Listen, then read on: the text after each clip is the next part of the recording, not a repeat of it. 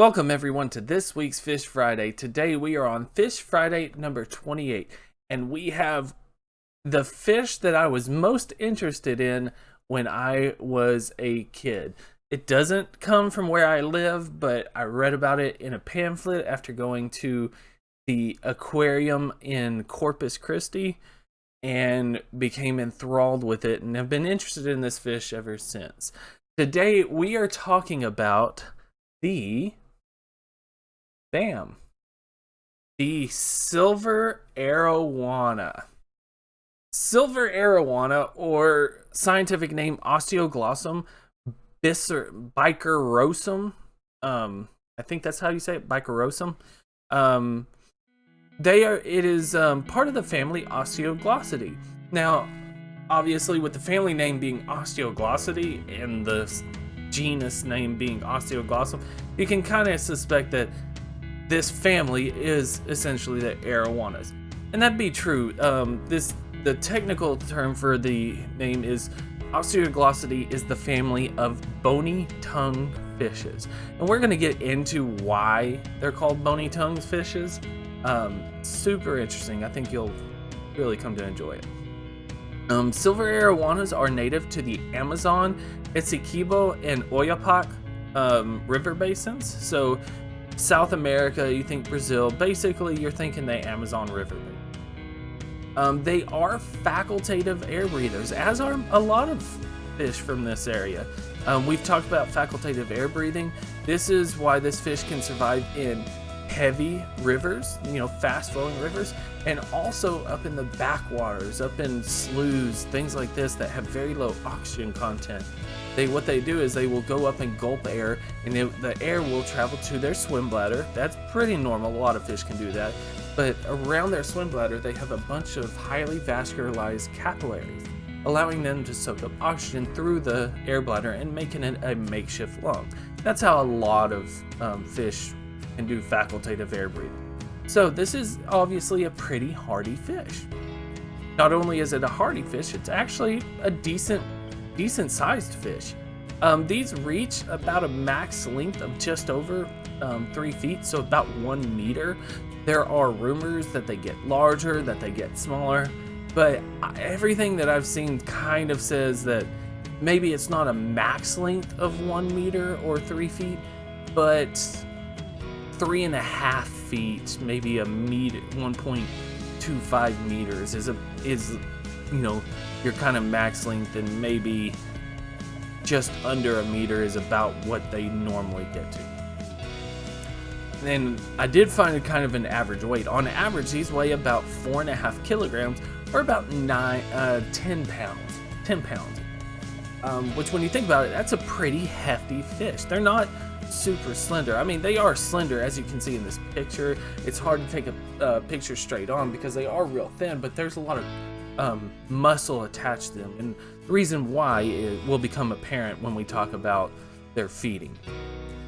Now, these have extremely large scales, very large scales. You can physically count the scales very easily on this fish. And something interesting is they do not have any spines. A lot of fish in the Amazon River basins have spines to protect themselves. These really don't have those. And the silver arowana obviously comes from the fact that the scales give them almost a pearly white color. You can see right here, very long body. And here's this, it kind of goes to a tapered tail. So it just really comes down and, just very oval, basically. Very elongated oval. Something else that kind of identifies this fish is the dorsal, which is the fin on the back, and the anal fin, which is the back fin on the belly. They're very elongated, meaning that they're stretched along a lot part of the body, and they stretch almost to this tiny tail fin. They're not connected, but they do stretch almost the entire way there. And then lastly, you have these barbels right here. They might be hard to see, but little chin whiskers. Think catfish. They have 2 of them. In fact, bicorosum means 2 barbels or 2 whiskers or something. Talking about the barbels here. And then of course, obviously, they have this very almost 45 to 80 degree upward slanted mouth. And now we're going to get into why they're bony tongued, why they are the bony tongue family. Now these have a very bony head. These can ram other fish and other things to cause damage. These things are very hardy, and instead of biting, they don't really have teeth per se like a shark or anything that can puncture. What they'll do is they just flat out ram you and say, I'm just going to knock you over. But on the floor of the mouth, so on the underside of the mouth, instead of having like a true blue tongue, what they have is the bottom of their mouth is actually a bone, the bony plate that has little teeth on it. Not little teeth, it has teeth on it. And that tooth bone on the floor of the mouth actually will bite against teeth on the roof of the mouth. So it has 2 bony plates, one on the floor of the mouth, one on the roof of the mouth. And when the jaw closes, those teeth actually kind of connect, just like your teeth, your molars or anything, and just bite down there. So that's where the bony tongue actually comes from. Because instead of a tongue, they essentially have a bony plate. Now, these usually eat smaller fish and insects and other things that float on the surface. And you can see here, it spends a lot of its time right at the surface of the water. It's got a super flat back, which tells you that it's trying to spend a lot of time at the surface. That upward slanting mouth allows it to just sense something and grab easily. But why would it need all this girth, this power, the ability to ram things if it was just sucking things off the top of the water? And that is because, well, we'll get into it. One of the nicknames for this fish, just a little teaser right there. One of the nicknames for this fish is called the monkey fish. And the reason why it's called the monkey fish, this is where the power comes in, is that it can jump out of the water to capture prey. And you're thinking, well, okay, all fish can jump out of the water. You know, I've seen a largemouth bass come out of the water and grab something. Well, if a bass is a normal person jumping in the air, this is an Olympic pole vaulter. The silver arowana can get more than 6 feet out of the water. Now, it's not 6 feet from its head. I'm talking about like its tail. You think it's not, it's 3 feet long and its tail is 6 feet over the top of the water.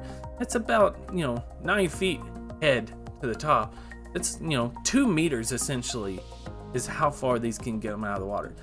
That is why the silver arowana has a very varied diet.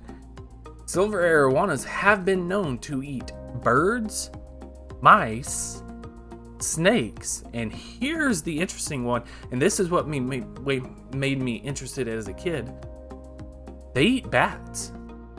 They physically jump out of the water at night and grab bats.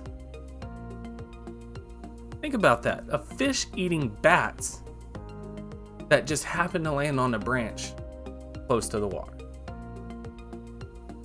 Pretty mind-blowing. Now, as far as reproduction goes, reproduction happens during the monsoon season when it's a freshwater, but when flooding happens and I keep wanting to say tides, when the rivers rise up into the flats, and then the male and the female will dig a nest I think it's in a gravel if they can find it. And then the female will lay her eggs, the male will fertilize. Well, these are actually what are called mouth brooders. The males will scoop up the eggs after they're fertilized and keep them in his mouth for about 2 months.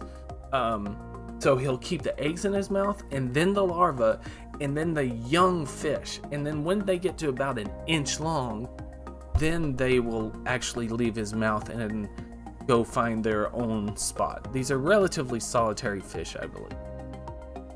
Now, one of the most reasons why a reason why this fish is very popular and kind of well known, I'm going to assume that plenty of people have seen this before, is for the aquarium trade. Many people have sought after these for the aquarium trade. Some people have bought them thinking that they're Asian arowanas, which Asian arowanas are significantly shorter. They don't get quite as big as silver arowanas. However, I would highly suggest not finding these or buying these for your at-home aquarium, unless you know what you're doing. When these fish get stressed, they jump, or they just flat out ram the glass. So there's been plenty of people that have stories of they have a silver arowana, then all of a sudden they don't have an aquarium anymore because it has either rammed the glass and broken it, or it has tried to jump out and basically broken through the roof of the tank. So be very careful. You need an extremely large aquarium. I'm going to say the minimum size you would need would be a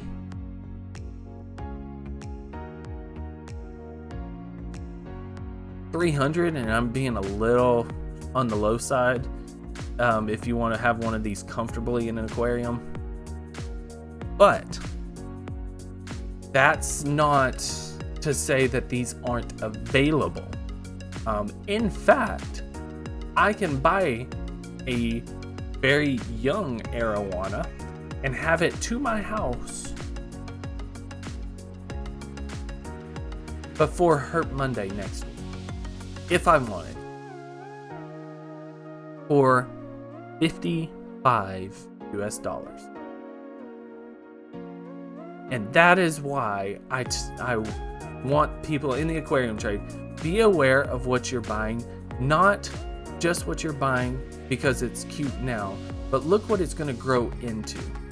Please be aware of what you're doing. You're going to buy a silver arowana, $55 for, that's 2-3 inches.